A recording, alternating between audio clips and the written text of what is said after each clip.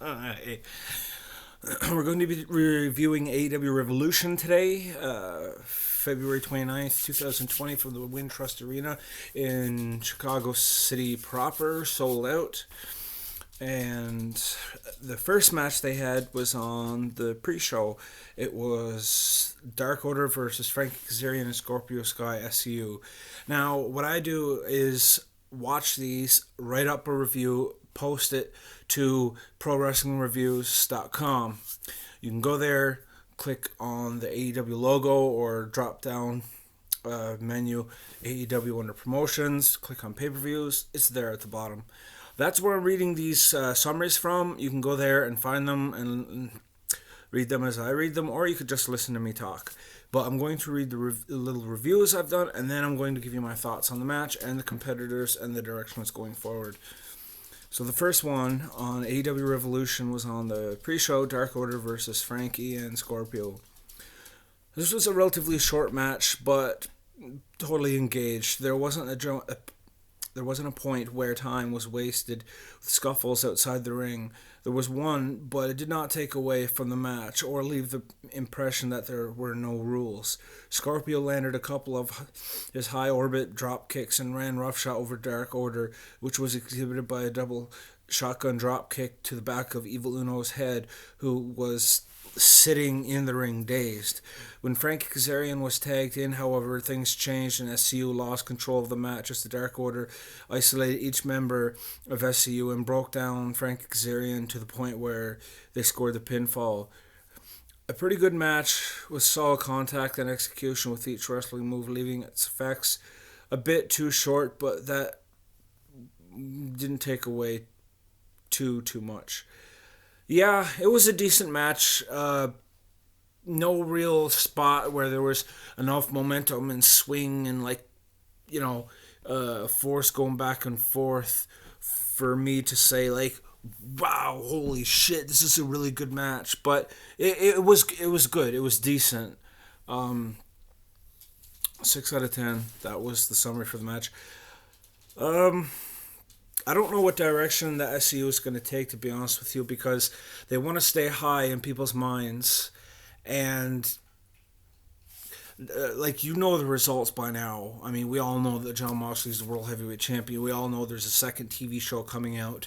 We all know everybody's been pushing for a second singles title. So I think that SCU I don't know if they're going to break up, probably not, but they're definitely going to change the way that they're going to do stuff. Personally, I think they're going to enter the singles division. I think Scorpio Sky and is definitely going to enter the heavyweight. I think you'll definitely see him in the heavyweight. Frankie Kazarian, he's one of those guys where I could see fitting into a light heavyweight or cruiserweight division, or fitting into a heavyweight division. He will probably fit into a cruiserweight division before he would fit into a light heavyweight. I don't think he's small enough to be light heavyweight. But either way, the point is I think SCU is probably going to go the singles titles route, win the second men's single title does come out, because it's only a matter of time. And as far as Dark Order goes, well, we're waiting for the Exalted One, at which point I guess we'll understand a little bit better their message and their direction and what impression they want to leave, right? Like the whole idea behind them is probably going to come together when the Exalted One appears, whenever that is. So you can't really predict much about where they might go until then. So we will move on to the second match, which was the first match of the pay-per-view proper. Jake Hager versus Dustin Rhodes. Okay, well, for the singles matches, I break it down by notable moves by each wrestler. I give a summary, which I'm going to read to you each time, as I said, and then I'll give you my thoughts. Alright, Jake Hager versus Dustin. Jake Hager did a back body suplex, back elbow strike, back body drop to the outside ring apron. Like, they were both battling on the outside of the ring, with the ring next to them. And then Jake Hager got control, lifted Dustin up, and back body dropped him onto the ring apron. Jake also did a chop block, got ridge powerbomb, ankle lock, modified sleeper submission. Then Dustin Rhodes did a clothesline to Hager, who was on the ring apron. Dustin Rhodes was like in the ring and Hager was like on the ring apron, and then Dustin came along and clotheslined him pretty good. And then Dustin did a Bulldog, Power Slam, Canadian Destroyer, and Cross Arm Bar. The match started off slow with brawling outside the ring and somewhat into the crowd. Rules were followed, though, as Dustin broke up the out-of-ring count and the two got to fighting in the ring. From this point, Hager dominated Dustin for a good length of time, with the above-listed moves, as I just read out, being done nearly all in a row. However, Dustin managed to counter Hager with a back body drop, which sent Jake flying over the ropes and smashing his head onto the steel post over the edge of the ring as he fell towards the floor.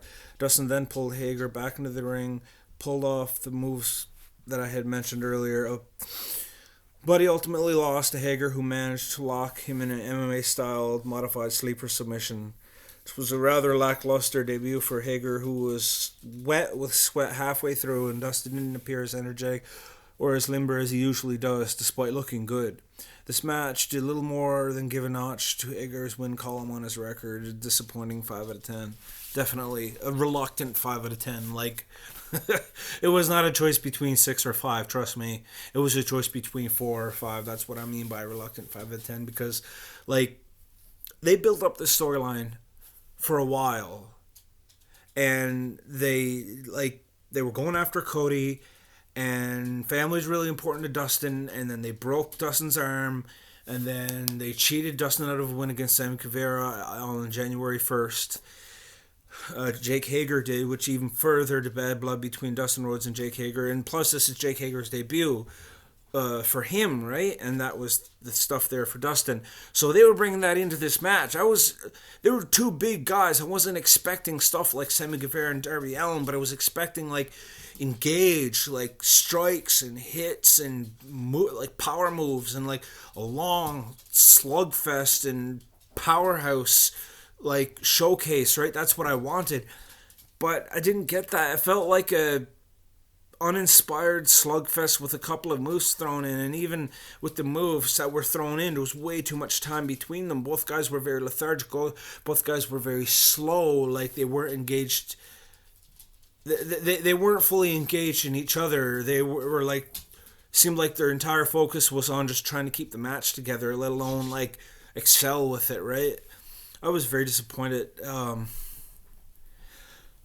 I don't know, man. Like, I'm a huge Dustin Rhodes fan, but I don't know what direction he's going to go in at this point. I mean, if they have a singles title, maybe he can go for that, but I'm very much questioning any legitimacy he has towards a world title at this point. I wish he would. He deserves it, in my opinion, but it left me with huge doubts about what Dustin is going to be able to accomplish going forward. With all the new and upcoming talent in AEW, plus people coming in being signed in that who are known. And then as far as Jake Hager goes, I mean, he won, but it was a very disappointing match. And his finisher, it was just like he put his arm around Dustin and had the other arm like around the other side of the head. But when I looked at it, like, I don't know anything about MMA. I don't know anything about submissions. I'm not a wrestler, so there might be something I'm not understanding here. But one thing about pro wrestling I do know is that illusion is a big part of it. And when I looked at that submission, I could not see how it would make a person pass out the way Dustin tried to sell being passed out as a result of being put in that move. I couldn't see the connection. Like, I looked at the move and I just couldn't understand how the two would have connected. But anyway, I was left very disappointed with that match. You know what, if that's the direction that Dustin Rhodes is going to take every time he steps in the ring in a singles match, then I think he should just retire being in the singles division completely. He should just go to the tag division. Because this year is the very last year that he would be able to sell to anybody being the heavyweight champion. If he's not going to go for the title, like now, he's not going to get it. He can't expect to mess around for the rest of next year and then go for it next year. But anyway, on to the third match, Darby Allin versus Sammy Guevara. The moves were Darby Allin doing a shotgun dropkick, Fuji armbar, Canadian Destroyer, monkey flip to the turnbuckle. He sent Sammy Guevara into the turnbuckle with a monkey flip. He also did a front flip stunner and a coffin drop. while Sammy Guevara did a flying scissors kick 630 splash from the top rope to Darby Allin through a table on the outside of the ring. Diving foot stomps from the top rope to Darby, who was on the ring apron, and then a Spanish fly. This was another match that began with both competitors on the outside of the ring. However, they were pulling off moves instead of just simply brawling. It can't really be said who had the advantage with this section of the match, as the moves were being exchanged back and forth, such as a shotgun drop kick from Darby, flying scissors kick from Sammy, and a flying headbutt out of the ring to Sammy, who was like hung up on the steel barricades. However, when Sammy put a dazed Darby Allin onto the table on the floor outside of the ring, and then he nailed a 630 splash like from the top rope out onto Darby through the table, he gained control of the match for a period. Darby showcased his unusual endurance, though, and began to break up Sammy's momentum until he did a stunner and finally nailed the coffin drop to seal the victory. The match went a long way in establishing Darby as a versatile wrestler who can do more than take punishment, and Sammy continues to show great chemistry with pretty much everybody he wrestles, and shows that he can create quality matches with just about anybody. 8 out of 10. Perfect. This was an excellent match. I don't remember it going too long, but I definitely would not call it short by any means. It was a good mid-range length. The moves were back and forth. When one guy gained control over another guy, that transition made sense, and it was believable. Both guys were fully engaged in this match. Nobody was cheering Sammy at all because he was the heel of the Inner Circle. Who I think is a joke. They never win. I'm sorry. Just whatever. Anyway, and then Darby was cheered by the fans because he is a fan favorite. I've heard some people say he's this generation's Sting. I wouldn't go so far as to say that. Not yet. He'd have to have another couple of years under his belt before I would say that. But there's promise there for sure, definitely. Especially since he won the match. Yeah, so Darby won this one. Sammy Guevara, he definitely got good points from this match because he continues to prove that he has great chemistry with anybody he works with. He can put together a good match with anybody I've seen him wrestle with so far. It's been a good match. Some great, some good, never less than like definitely good. So that's a good little singles match there for sure. One of the best matches on the card, actually. After that, we go to number 4. Hangman Page and Kenny Omega, the defending AEW World Tag Team Champions, going against the challengers, the Young Bucks. Now, with tag matches, I don't list out the moves that each guy does. I just give the summary. Too much. Without a doubt, the greatest tag match AEW has produced thus far. Like, period. Just total period. There were so many power moves, amazing striking, and momentum swings and changes that you'll just have to watch the match to catch them all, as it would be too much to list here. Every single move we've seen each wrestler do in the past was pulled out for this outing. Multiple times over. It was nuts.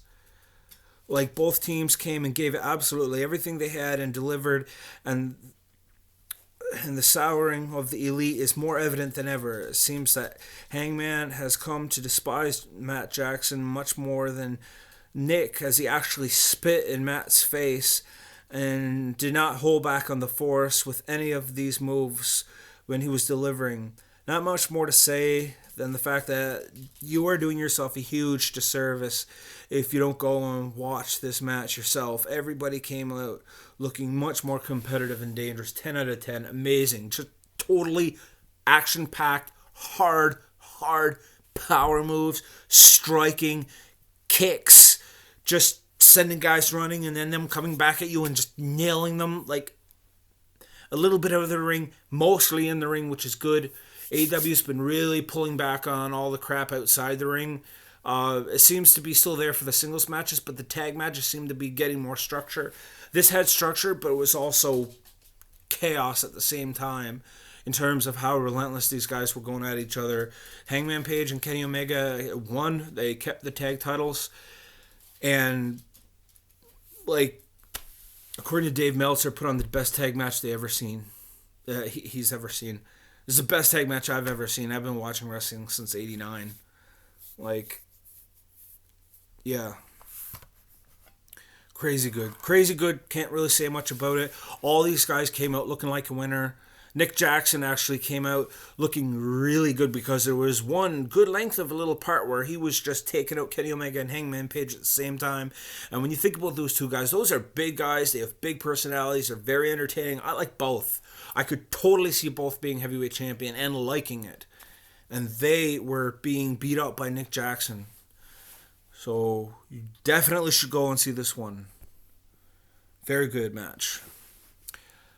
And then after that, we had the fifth match, which was Nyla Rose, the defending women's champion, versus Chris Statlander. So I'll list the moves that each of them did, and then I'll give a summary. Nyla Rose did a spear, STF, Beast Bomb, Big Boot, Mid-Buckle, Beast Bomb.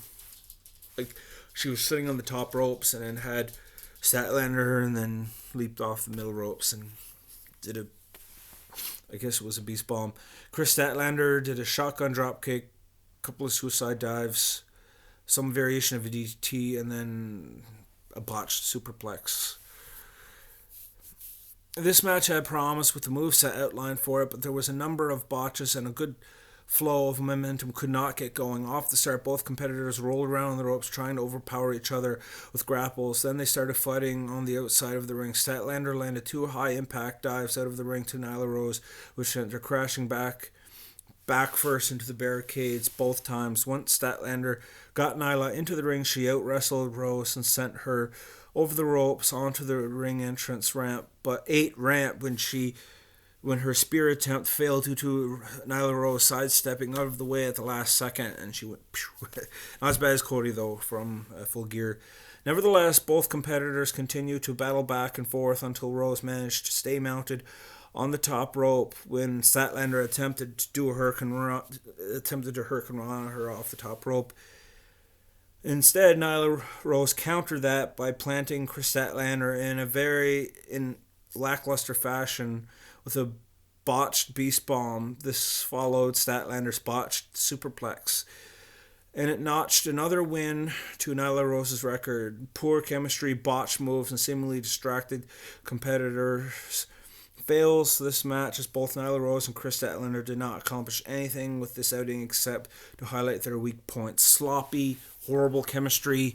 It seemed like they were trying to remember how to do the moves, let alone put energy and investment and go the extra mile for the match. They were like struggling to pull off the moves, let alone try to put zest in their step and add extra little bit on top of it, right? Like, which thing is, if you're struggling to do your moves, or if you're struggling to maintain momentum of the match, you're so focused on barely doing your job, basically, that you don't have an opportunity to establish your character, to establish your approach to your wrestling. You don't have a way of trying to communicate to the fans through strutting, or at least present how you want your character to be seen. You can't do any of that. None of that was evident at all. It was just a horrible match, very sloppy. Two wrestlers who were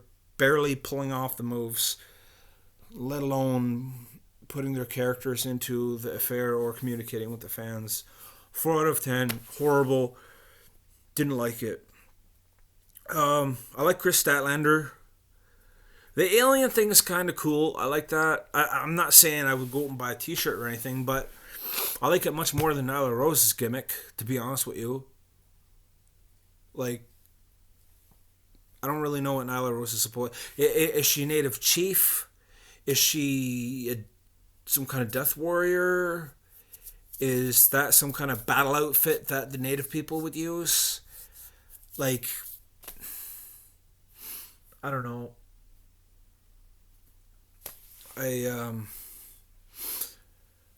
I try not to think too much about the Nyla Rose thing. Some people, and anytime you talk about Nyla Rose, you can't avoid this. You can't. It has to be addressed People seem to ignore you when you don't talk about it. So yeah, Nyla Rose being in the women's division,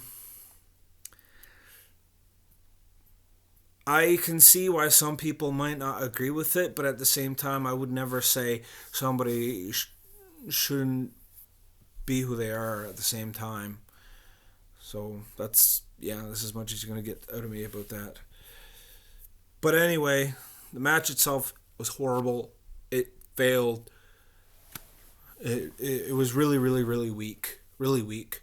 AEW's women's division, it sucks. It fucking sucks. Like, this is just my opinion. I could be wrong, but this is just my take on things. AEW's women's division needs to get rid of these Joshi wrestlers. The ones they do have. I like Shida. Hikaru Shida is good. I like her. She's got the size. She's got the look. She's got the entrance. She has enough of it to definitely go forward. But Yuka Sakazaki, Ryo, Emi Sakura, they're like, it's like Jim Cornette says, they're like little schoolgirls. They don't look, they're too light, they're too goofy, they're too distracting just looking at them the way they behave in the ring. Like, and the matches, AEW's women's matches are just atrociously god awful. Like, I think I only remember 2 matches that was decent. I think the first one was, it was Shida versus, I think it might have been Shanna. That was really good, actually. And then there was another match somewhere that was good. But I think it might have been the women's 4-way match on January 1st at Daly's Place at the homecoming episode that was good. But other than that, all the women's singles matches have been like just totally shit.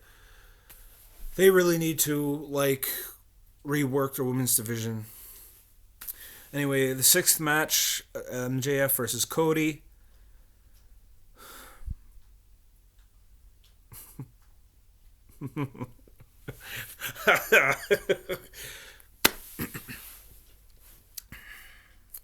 Moveset: MJF chicken wing gut wrench powerbomb armbar heatseeker double cross.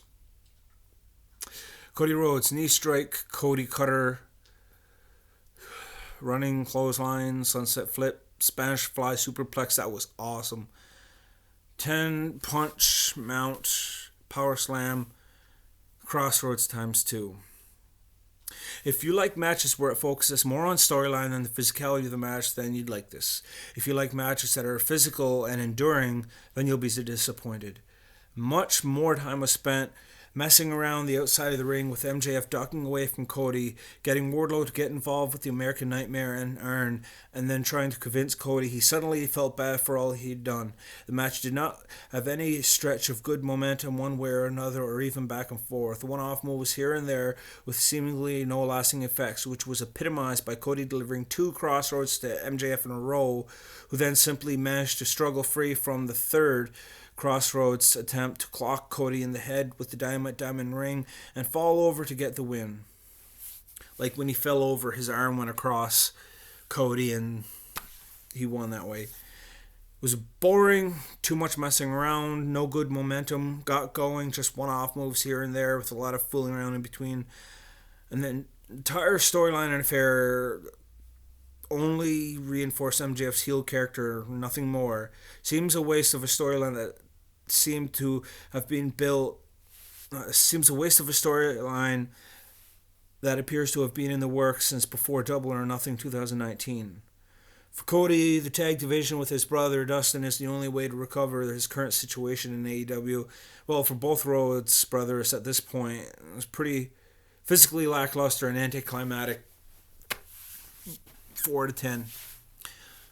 Now, the thing is, and this is my opinion part towards, and that review was a review, but all reviews are opinions, right?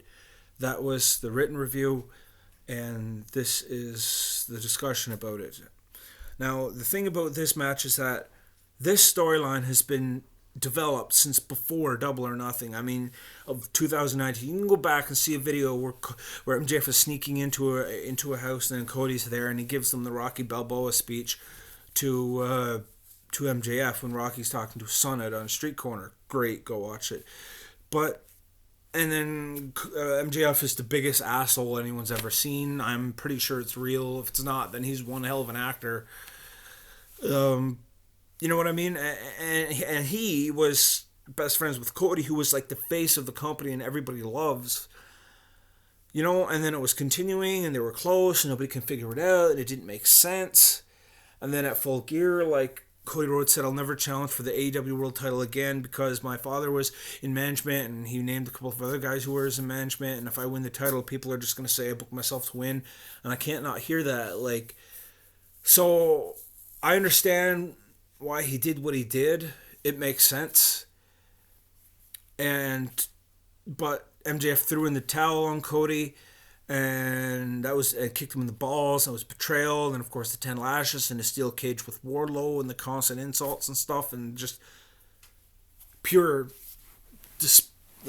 despised Cody and hated Cody. And like I actually looked at this and said this could be feud of the year. I actually thought that. The feud, the storyline part of it, yes. Even now, I can say that this might be feud of the year. But when it comes to the match, this will not get match of the year at all. There is no hope at all of this even being in the top 10 considerations for match of the year at all. Like, if you focus on what happened between bell to bell, if you focus on the moves, if you focus on the ring psychology, the match psychology, if you focus on the physical aspect of this match and what each wrestler showcased in terms of their abilities, storyline alone is not enough to carry this to match of the year. It has to be a balance between the two, and there's no freaking way in hell you can tell me that this match was worth talk. If it wasn't for the storyline around this match, this would be one of the shittiest matches I've ever seen come out of AEW. The only reason why people are talking about this match is because all the storyline and hype and build up around it. But when you strip off all the decorations, and when you strip off all the flashing lights and you and all the distractions, and you focus on the actual match they delivered, it sucked. That's just my personal opinion on it. 4 out of 10. For as much build up as that had, it sucked. And if you took all that away, the match would be horrible anyway. Anyway, 7, Pac versus Orange Cassidy. For Pac, he did a tilt-a-whirl backbreaker, scoop slam, shotgun drop kick, Liger bomb, top rope, avalanche, brainbuster. yeah. Lariat and brutalizer. Orange Cassidy did a tilt-a-whirl DDT, flipping stunner, top rope DDT, diving DDT. Like he dove off from the turnbuckles and grabbed Pac and then came down and like DDT'd him. And then he did something called the air raid crash, which I can't even remember how it looked. I just remember thinking, holy crap, that looks really cool. It kind of reminded me of Hangman's Deadeye that he doesn't do anymore, which was dumb anyway. But it kind of reminded me of that, only better and more believable. But anyway, Orange Cassidy is much more than a pretty face. Of course, Pac was his consistent, aggressive, and intense self and delivered every move spot on, but the real story of this match was Orange Cassidy without a doubt. Beginning the match, Orange Cassidy started with his indifferent demeanor and continued that for a while, but once he got pounded by Pac with a number of moves that I had mentioned on the start, he changed, bursting forward with faster speed than Darby Allin or Marco Stunt, like really fast. Orange Cassidy surprised Pac with a series of DDTs, then an air raid crash that very nearly got him the victory. However, out of nowhere, the Lucha Brothers came down and attacked Best Friends, which distracted Orange Cassidy long enough for Pac to sneak up behind. And he grabbed Orange Cassidy, managed to get him down and lock in the brutalizer. And then Orange Cassidy tapped out. The match was entertaining, physical, and built each character surprisingly physical and entertaining. I'll give it a 7 out of 10 because when I looked at the moves that Orange Cassidy did, it was a tilt-a-whirl DDT, it was top rope DDT, it was a diving DDT, flipping stunner was good, and then it was something like an air raid crash, which had end result of the guy landing on his head. Like all of his moves targeted the same area, the head. He could do those moves really good. He's really fast. He's very agile. He's definitely a good wrestler. But I only gave this match a 7 out of 10 because I would have to see more than basically DDTs from him in order for me to say, oh, this was a great match. Because that's all I saw from him basically is DDTs. However, he's definitely got a lot of skill. I mean, there was one point where he had both his hands in his pocket and he flipped up over Pac and then he twisted in the air and then kind of rolled over on his shoulder and landed on his feet like he looked like a freaking ninja, man. I look forward to what he can do going forward. But I do agree with Pac winning because Pac, after all the build-up and all the storyline, all the harassing Kenny Omega, Pac lost the 30-minute Iron Man match to Kenny Omega, which I think was...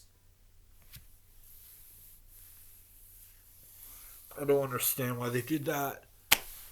Man, it doesn't make any sense to me.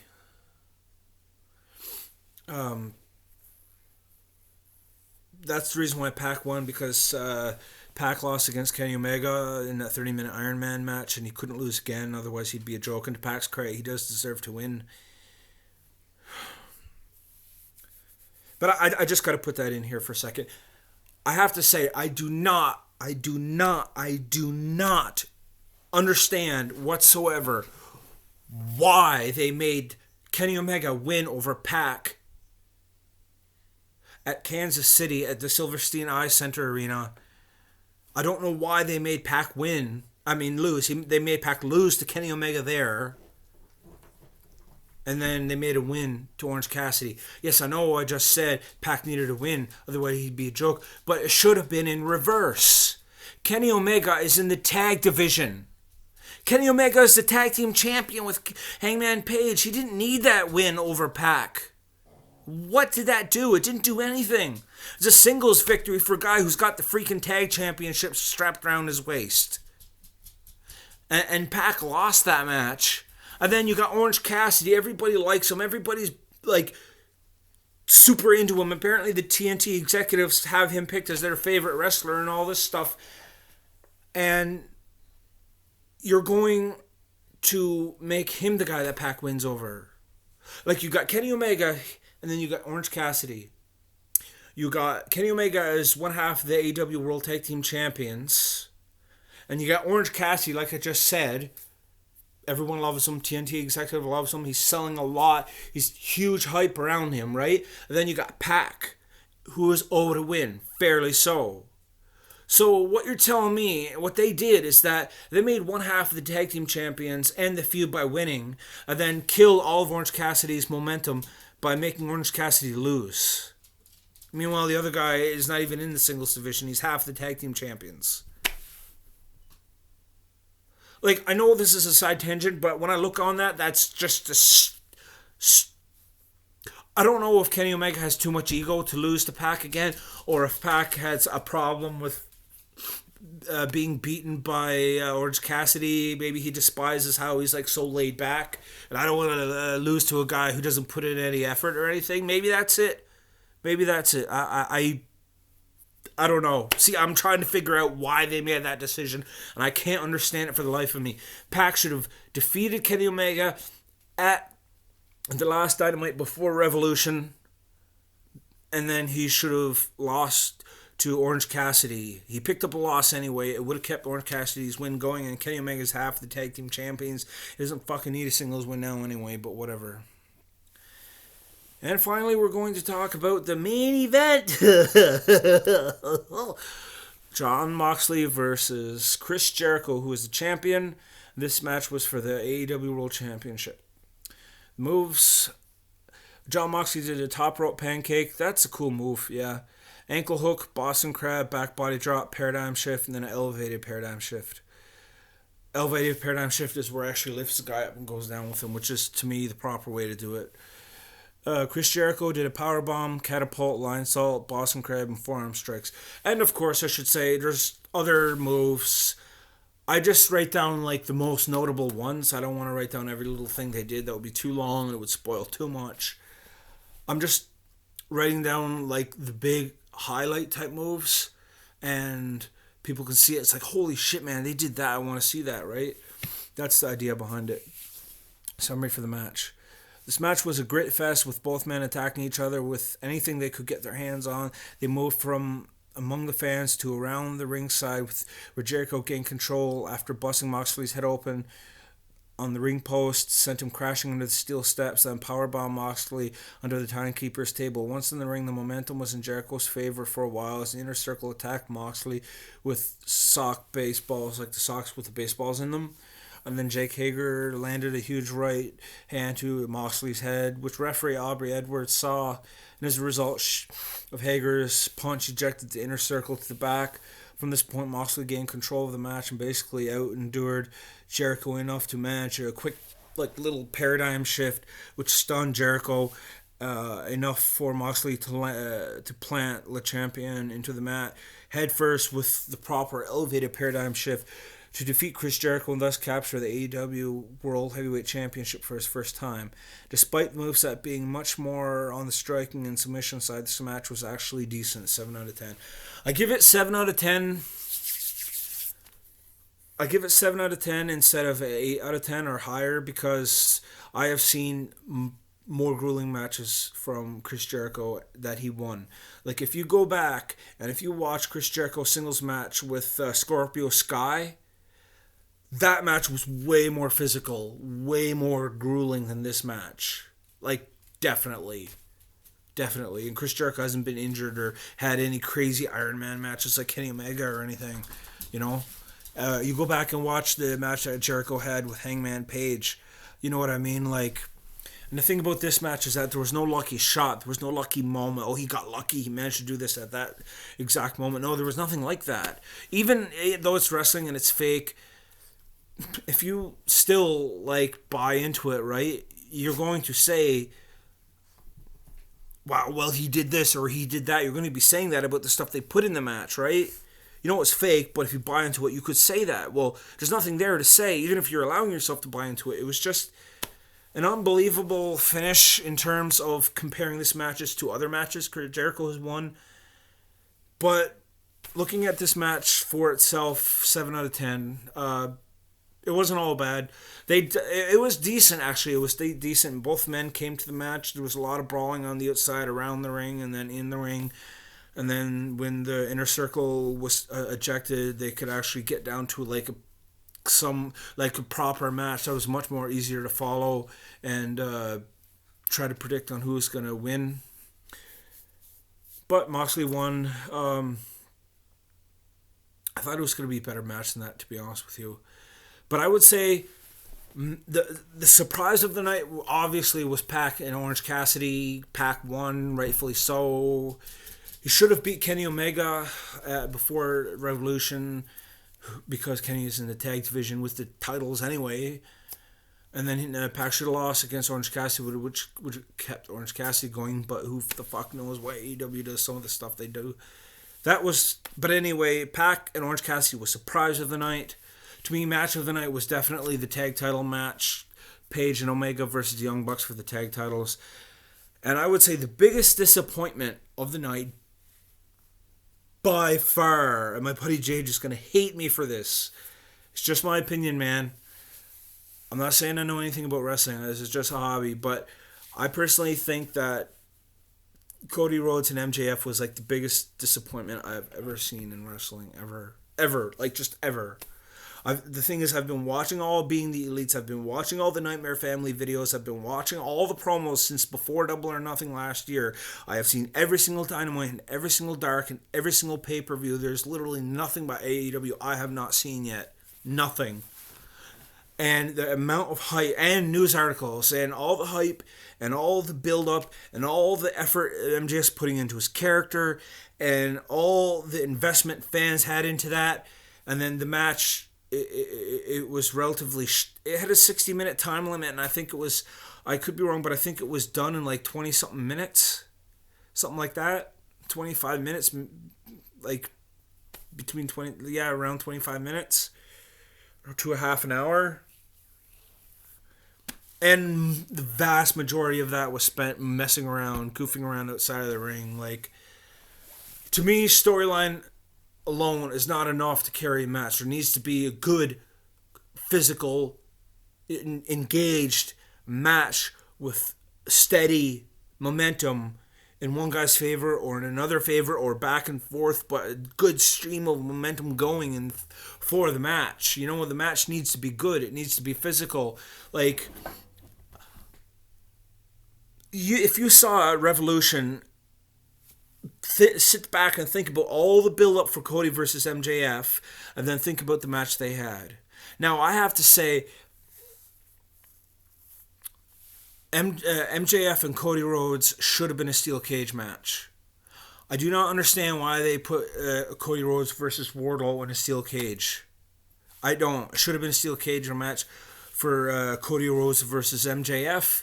Get rid of all the fooling around on the outside and have the two guys go at it and deliver the epic match that they should have had.